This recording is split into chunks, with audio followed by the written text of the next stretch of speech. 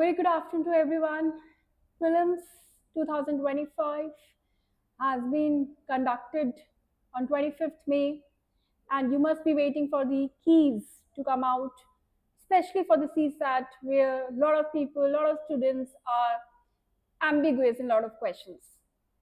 So this time also comprehension were there, around many comprehensions were there, like 25 to 30 questions were there. And I believe that those questions would have been little difficult or little easier for you, right, depending upon what is your forte.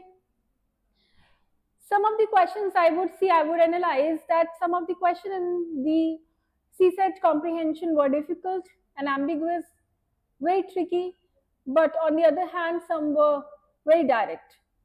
So without wasting much time, I would come to the question analysis, and we will also see what is the correct answer of each question and which are the questions which looks like ambiguous. Okay, coming on to the first question quickly.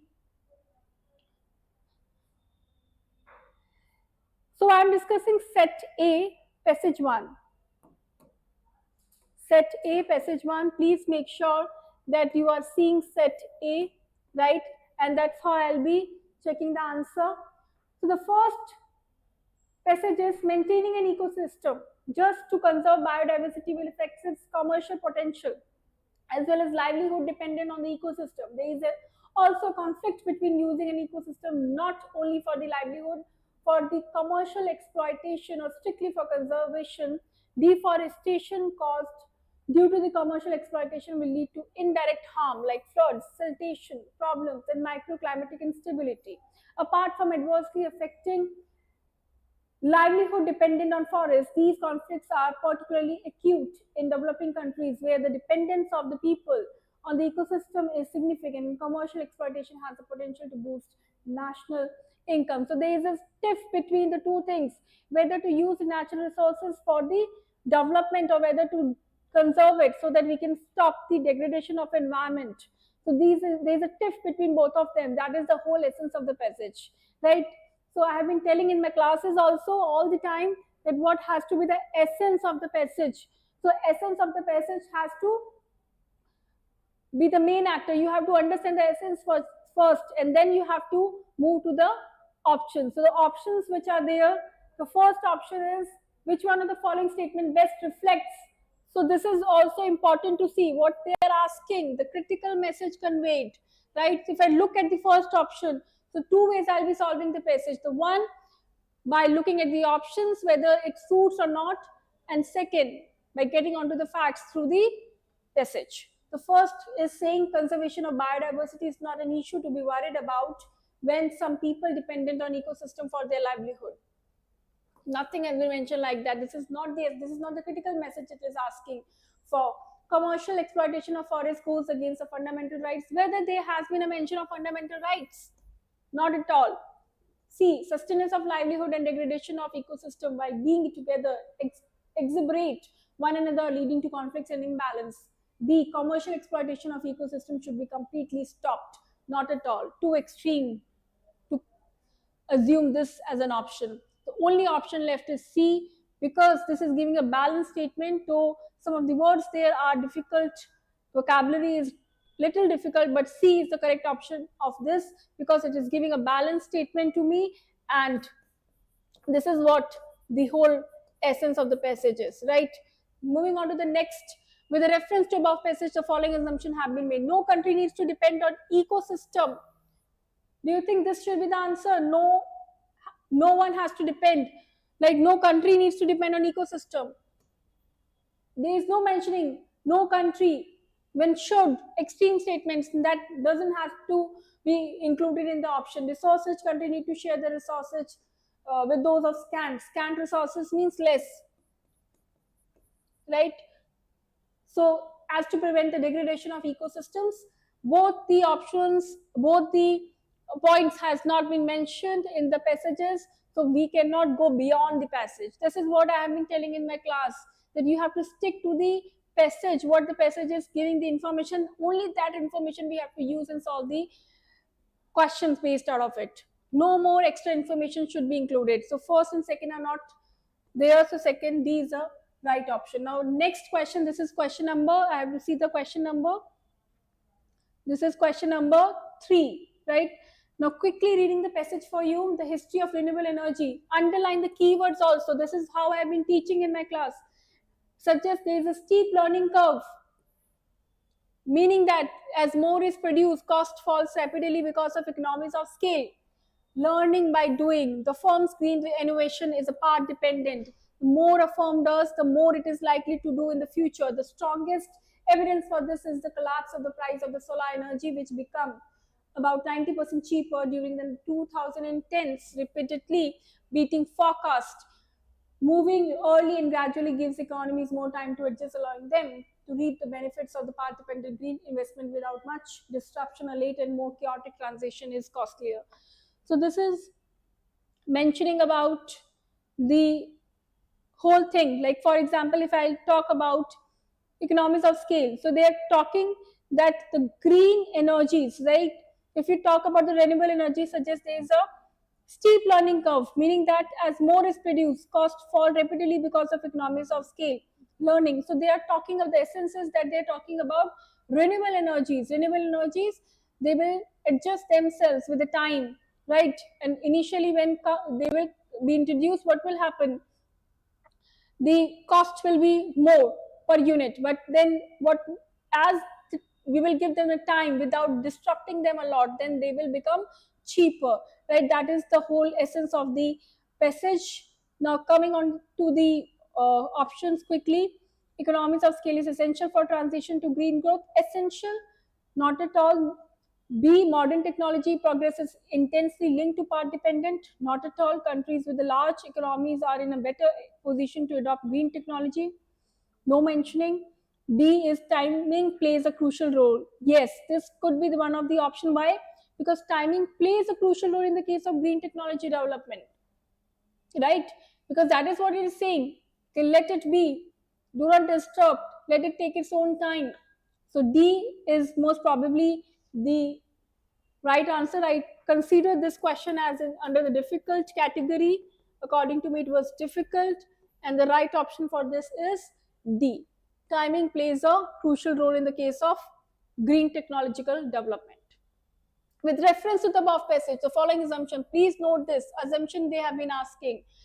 First, part-dependent green investment will eventually most likely benefit growth as well as public finances. Public finances? Where they have mentioned the public finances, first of all.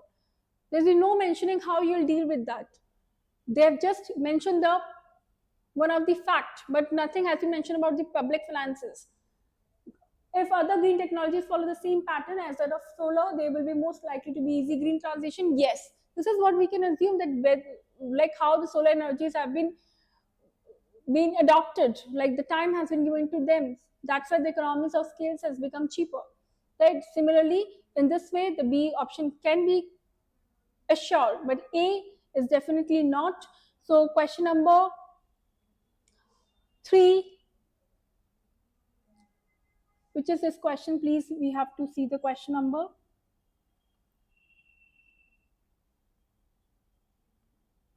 Okay, this is question number 4, and our option is B.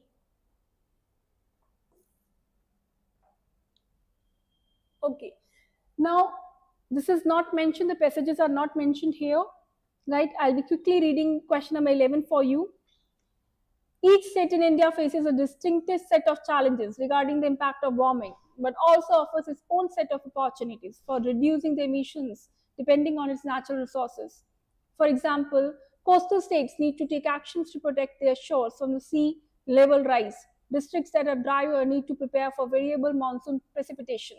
Himalayan regions have their own unique challenges in selected parts of peninsular India, and offshore areas offer great opportunities for harnessing wind power. These wind aspects need to be considered for developing clear and sustainable goals for the future.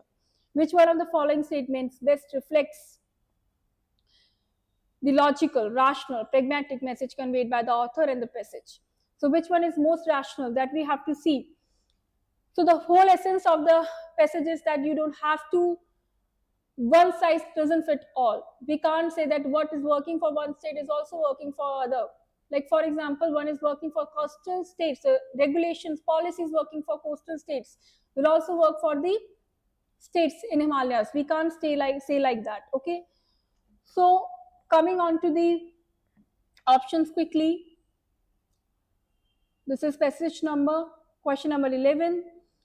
So the first is saying mitigation and adaptation strategies to address and tackle the climate change is essentially responsibility of each state. Not at all. India too diverse to implement. Not at all. Nothing has been mentioned like that. It is basically the responsibility of union government. Nothing has been mentioned. To the elimination technique also and to the fact also, I can come to the option D. India needs to formulate effective climate change mitigation and adaptation strategies at the state and the regional level. This is what they have been focusing on. Now, next, with question number 12, with reference to the passage, following assumption have been made. Green energy production can be linked and integrated with the climate change mitigation and adaptation strategies. Can be. Please focus on this. Asking assumptions. Second, effect of climate change are much more severe in coastal. Nothing has been mentioned like that. Okay, so we can't assume this to be right. Why? First of all, you have to understand that this option, why the first is wrong, sorry, why the second is wrong, because the effects of climate change are much more severe, where they have been mentioned that the climate change is severe in the coastal area or mountain areas, right? There's nothing mentioned about that, right? And where this has been mentioned, green energy production can be linked or integrated with the climate change mitigation and adaptation strategies. Whether they have talked about green energy production. This is question number 12. There is no mentioning of the green energy production also. So I'll go with the option D. If the mitigation strategies would have been mentioned, then I would have definitely gone for that. I'll just see in the passage again if this has been mentioned.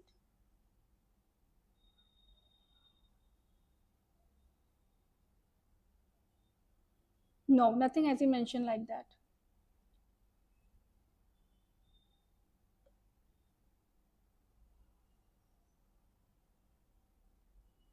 No, this is not mentioned because what we have to consider is we have to stick to the passage. Okay, so we can't go with this option, right? So according to me, D should be the right answer. Although some people would say that green energy production can be linked, but then why we are talking about only green energy?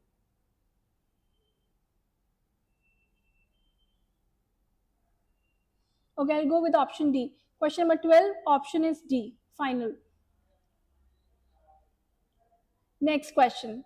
Coming on to quickly. Now question number 12, option is D. Now, coming to next question. Question number 13. Set A we are doing. Set A. Question number 13. Okay. Now, if the social inequality is the most acutely felt social problem in India, insecurity more than poverty is the most acutely felt economic problem. Besides those below the official poverty line, even those just over poverty line are subject to multiple economic insecurities of various kinds due to wealth and our health risks, market fluctuation, job-related uncertainties. Many government policies are actually intended towards mitigating these insecurities. So basically, they are mentioning that though the poverty is one of the insecurity, but there are other insecurities which has to be also considered. For example, health, for example, insurance, etc.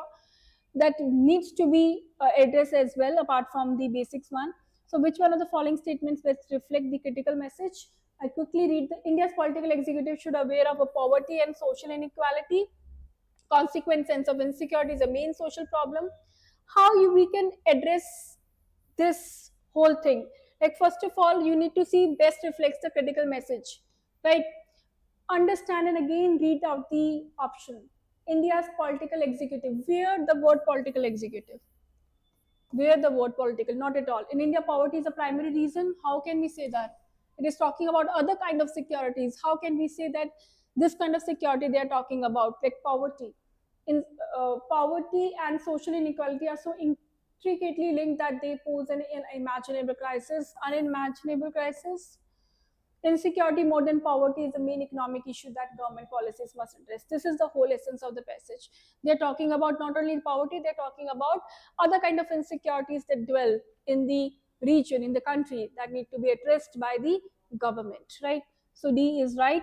Now 14 is, with reference to the above passage, the following assumptions have been made. People above poverty line also are prone to suffer from anxiety and economic insecurity. Definitely, this is the one of the point that we can take. Second is, eradication of poverty can result in peace and social equality in the country. This we can't assure, so we have to bring the assumption. So A is the right answer. This is what I've been telling in my classes also, that go with the assumption, read out the assumption clearly, see whether it is written inference, corollary, consequence, so that you have to mention, right? So A is the right answer for it, right? Please check. Question number 14 is right. Okay. Now question number now next is question number 21.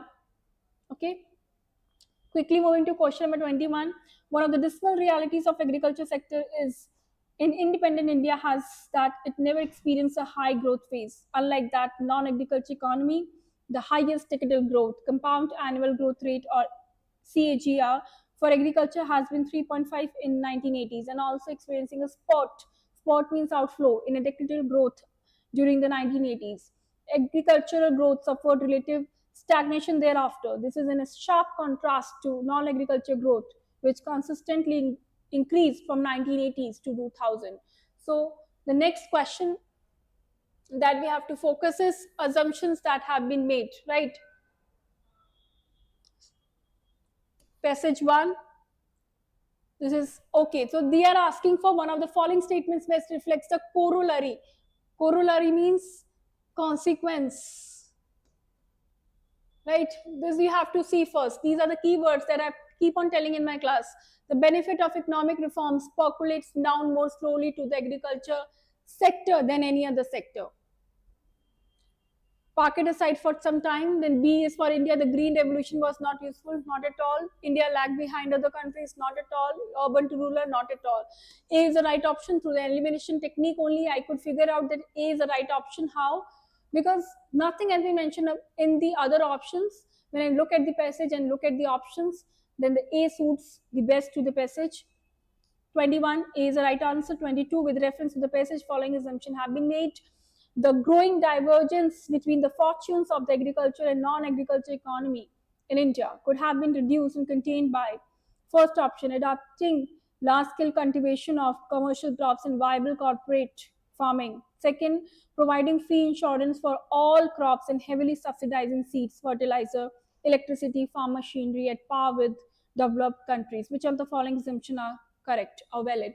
So this is what I've been telling again and again to students in the class itself, that stick to the passage, what the passage is saying. Nothing has been mentioned about or regarding the first and second option that has been mentioned here. So I'll be not going with this 2 points. Adopting large scale cultivation of commercial crops, viable corporate, nothing has been mentioned like that. Clearly see, we can see the right option is D. Okay, please keep on checking. The right option is D. Nothing has been mentioned.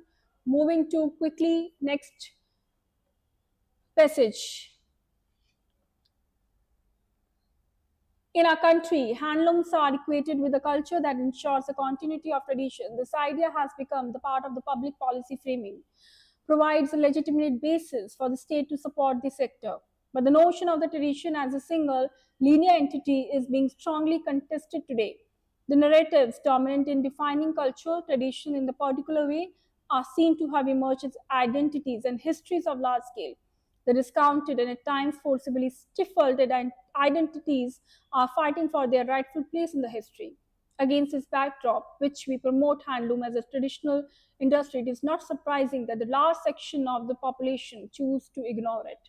So this is the basic essence of the passage. Is what it is trying to tell you, that how we are trying to portray the particular culture, particular product with this history has just defined its narrative. It has narrowed down its narrative. And the policy making is also on such roots also. For example, something which has been rooted in 15th century, the culture roots are from the 15th or 14th century, from where it has been being a utility for a lot of communities. Then we are just watching them in those set of areas only. So we have defined the perspective or maybe the usage of that particular product, right? So what it is asking, so we'll quickly move on to the options. Which one of the following statement best reflects? This is the essence. This is what is asking. Logical, rational message conveyed by the author. We need to free the handloom industry from the limited narrative linked to the preserving cultural heritage. Yes, this is one of the options which is looking fine to me, but for now I'll just hold on to and see the next options as well. Continued state support handloom industry to ensure the preservation. This is not mentioned. Household units of the handloom sector should be modernized. Not at all. Handloom products need to be converted. Designer products. Nothing has been mentioned about designer product. No. So A is the right option. We need to free the handloom industry from the limited narrative. This is what the whole essence of the passage is. But the reading out quickly, I can make it that this is the right option, A. Next, move on to the point with the reference to the above passage. Following assumption can be made. There is no need for the state to involved in any manner. Vague. Handloom products are no longer appealing and attractive. Vague. D is the right option. Question number 24. Quickly moving to the other passage that we have. Okay. 24 is done. D.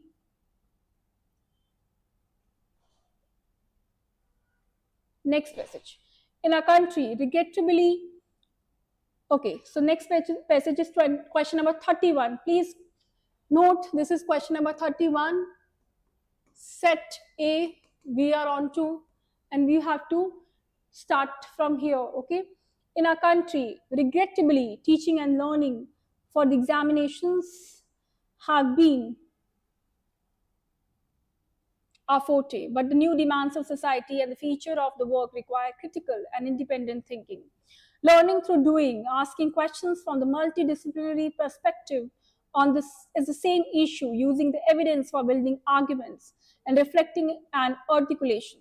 Higher education should not either be mere servant of the government policy or the passive respondent to the public mood. Higher learning is all about how to think rather than what to think. Teaching has to be reinvented. So this is the whole essence. This is the essence of the passage, that they are talking that what you need to think should not be told in the classes, but how to think should be told by the system, right? So which one of the following statement best reflects the central idea? The option is India does not have enough resources for promoting quality education. Not at all. A is not the option. I'll be quickly moving to the options. No institution of higher learning in the country should not be under the control of government. Classroom approach, not at all. Classroom needs to be reimagined and reinvented. Perfect. This is the right balanced answer. D is the right option for this. Next is with the reference to above passage. Please note, this is asking for assumption. When they are asking for assumption, you have to focus on assumptions. Please note that, right? So higher education is a constantly evolving subject that needs to align. Because they mentioned about higher education, I can still consider this point, but I still need to think about this fact, because higher education is a constantly evolving subject that needs to align towards new development in all sphere. It is asking for all sphere of life. So all sphere I cannot give the point, because then it becoming extreme, like all spheres of life. This is the whole statement. So this is not the right option. In our country, sufficient funds are allocated to education for promoting. Not at all. D is the right option for this. Clearly D is the right option, 32. Now moving on to the next question, number 33. Question number 33. If there is an inequality in the patterns of the population growth, there is an instability. I'm reading out question number 33 again. If there is an inequality in the pattern of the population growth, there is a great inequality in the food production and utilization. As societies become wealthier, their consumption of the animal products increases. This means that a greater proportion of such basic foodstuff as grains, legumes that could feed humans directly is instead being converted into feed for poultry and the large farm animals. Yet this conversion of the plant-based food into animal food for humans is far from efficient. Only 16% of the calories fed to chickens are recovered by us when we eat them. The conversion rate goes down to 5 to 7% in large animals that are grain to add fat and some protein before slaughter. So they are talking about the transfer of the energy. This is the whole essence of the passage, that how the animal products which are being consumed by a certain section of the society and the proteins are being not sufficiently transferred from there, because as we go down to the hierarchy, what is happening in the food chain also, the energies are going to get lesser and lesser in the percentage, right? So this is the whole idea of the passage. Now quickly seeing the options, which of the following statements best reflects the crux of the passage. Crux of the passage. There is an urgent need for the public policy to promote consumption. Animal-based food is far less efficient than the plant-based. Yes, this we can consider. Bees can be the right option. Then plant-based protein should replace, not at all, should replace, not at all. Inequality in food production and consumption is inevitable in any fast changing. No, not at all. This is not the option. B is the right answer. 33, B is the right answer. 34, with reference to above passage, following assumption. Again, following assumption have been made. The food manufacturing and processing industry in every country should, not at all. Wealthier societies tend to incur great loss of calories of food material due to indirect utilization of the agriculture. Wealthier society tend to incur. Yes. Second can be the option. Why? And this is question number 34, right? Second can be the option. Why? Because it is talking about that how the wealthy societies cut on to their calories by being dependent on the animal based products rather than directly taking the food from the cereals, etc. So I think the B can be the right option. This is definitely the right option. B is the right assumption. Is asking B. Question number 34, B is the right answer, right? Next is question number 41. Quickly moving to question number 41.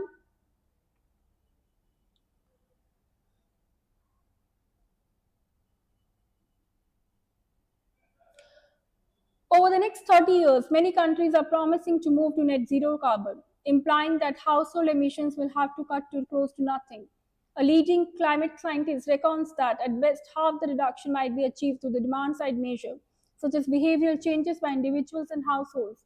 And even that would require companies and the government to provide the incentives to change the supply side investment to make the low carbon option cheaper and more widely available. So what it is saying that many countries are promising to move to net zero. Yes, definitely.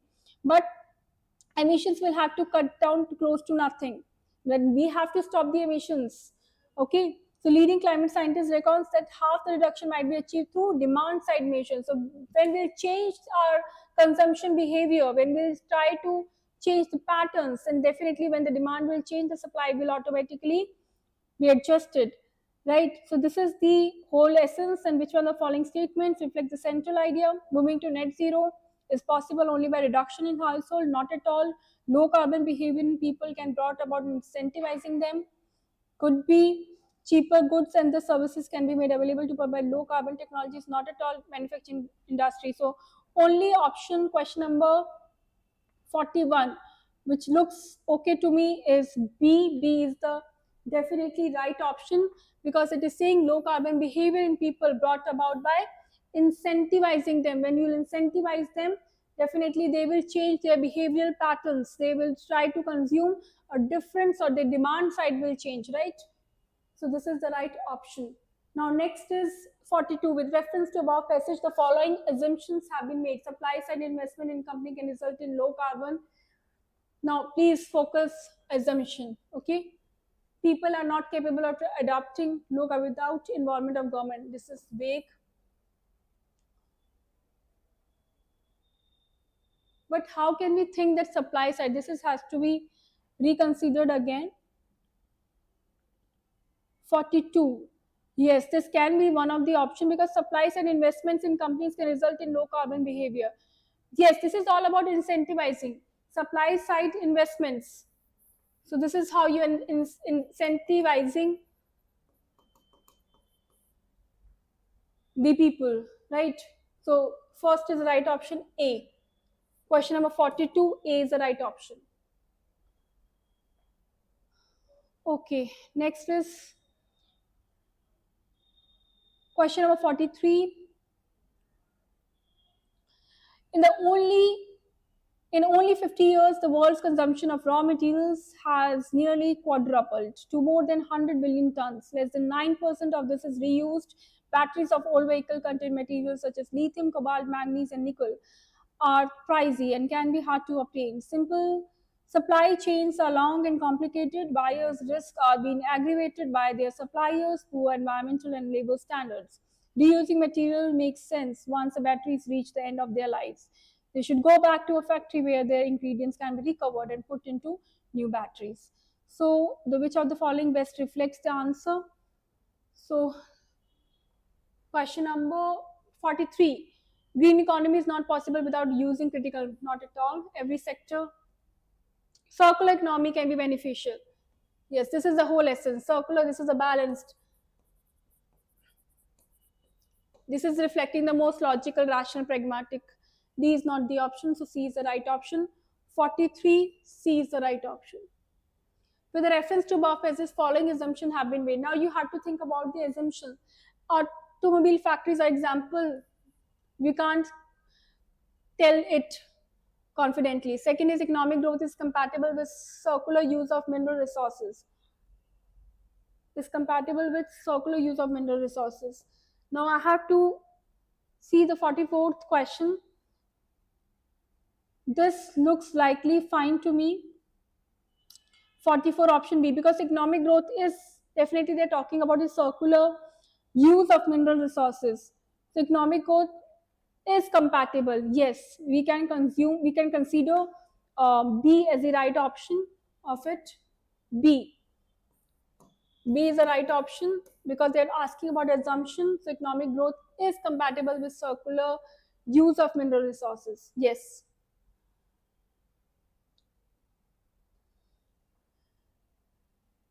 Now question number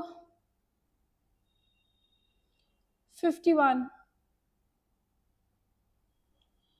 Because we're running out of time, we have to quickly move to question number 51. Now, it is hard to predict how changes in the climate and atmosphere's chemistry will affect the prevalence and virulence of agriculture diseases, but there is a risk that such changes will make some of the plant infections more common in all the climatic zones, perhaps catastrophically so. And a part of the problem is that centuries of selective breeding have refined the genomes of most high value crops.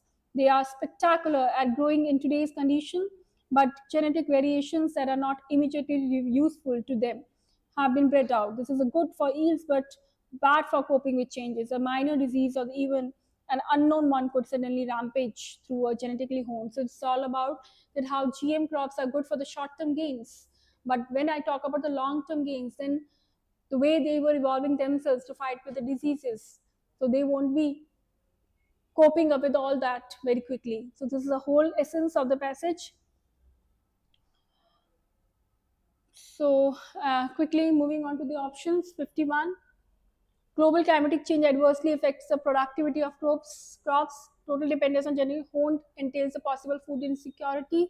This could be one of the options. Our food insecurity should not depend on agriculture productivity alone. No, should be replaced with not at all. B is the right option. 51. 52.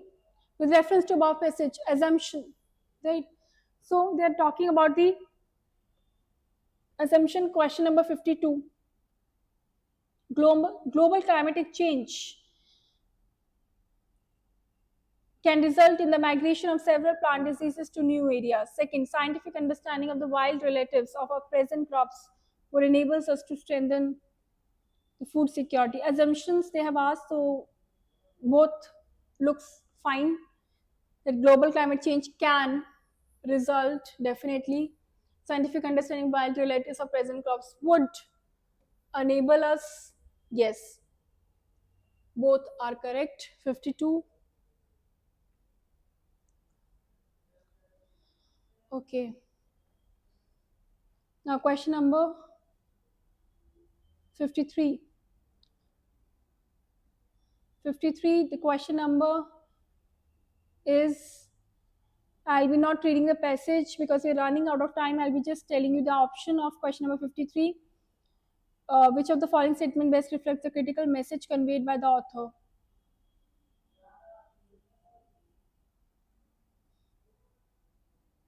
So the balanced answer for option number 53 is D. Please mark question number 53, option is D. This is the most balanced answer.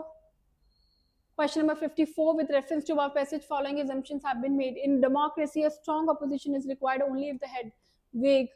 The more aggressive the opposition, the more vague. D. D is the right option of 54.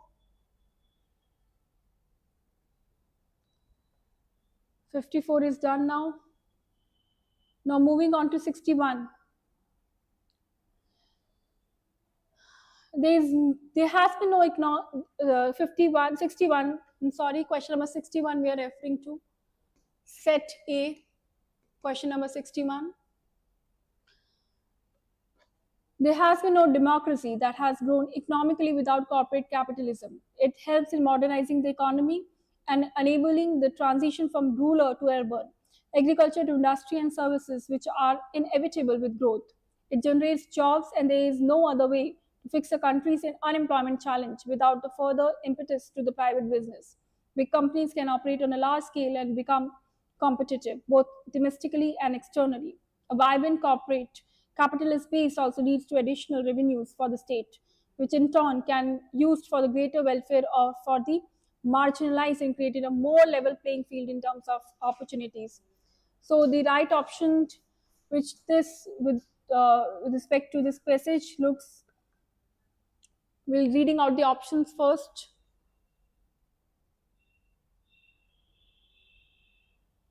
Corporate capitalism is important for economic growth. No, corporate capitalism is imperative, not at all. No state can ensure its economic survival without the role of.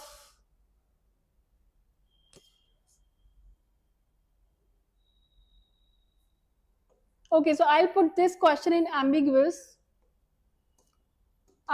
question, because it can happen that two of the options can look similar, but I think I have to read out the options again. Corporate capitalism is important for economic growth of the state and for democracy.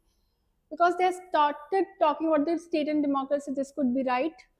Corporate capitalism is imperative, not at all. No state can ensure its economy, not at all. Corporate capitalism and democracy have mutual dependence. Or no, there is no mentioning of mutual dependence which have been there, right? So if I eliminate B, C, D, because they have to find the most suitable. So if I eliminate B is not, C is not, D is not, the most suitable is A only for me. Right? 62. With a reference to the above passage, the following assumptions have been made. Corporate capitalism promotes growth for the low labor force and provides more opportunities, definitely.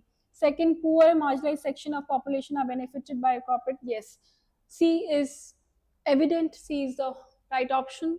Question number 63, C.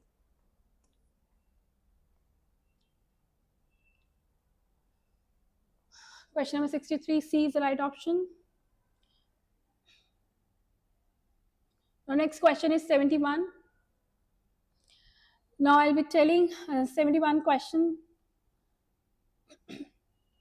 A single number for inflation is an aggregate across different commodities and services. The prices rise different for different items of consumption. So the single number is arrived at by assigning the weights to the different commodities and services. For WPI, The weights in production are used. For CPI, the consumption basket is used, but the people are not homogeneous. The consumption basket is vastly different for the poor and middle class and the rich, and hence CPI is different for each of these classes, and the composite index requires averaging the basket. So the option for this is logical, rational, crucial message we have to get from here. I'll read out the options from here. The first is we should use WPI exclusively. Measuring price rise and the CPI should be done away with. Present circulation does not correctly measure the price in inflation data under present services. B looks fine to me. The present calculation rate does not correctly measure price rise of individual item and commodity, right? C and D are not suiting with the, not going with the passage, not aligning with the passage. Definitely that's not the option. Now, coming on to the next passage, I believe that this is the last passage of the paper. Trust stands commonly defined as being vulnerable to others. Entrepreneurship implies trust in others and willingness to expose oneself to betrayal. Trust in export system is the essence of globalizing behavior. Trust itself emerges as a super commodity in the social market and defines the characteristics of the goods and services in the global market. Trusting conducts also means holding others in the good esteem and optimism that they are or will be competent in other respects. Which one of the following statements best reflects the crux? So the crux of the passage is clearly no economic activity. Not at all. This is not. So I'm reading out the passage options first. A is saying trustworthiness cannot be expected in entrepreneurship. Not at all. Trustworthiness are the best, are the most vulnerable. Sorry, trustworthy people are the most vulnerable people. Not at all. C is no economic activity is possible without being exposed to betrayal. Nothing as you mentioned like that. D, trust is important, though it entails risk. D is the right option for this because it's the most balanced one.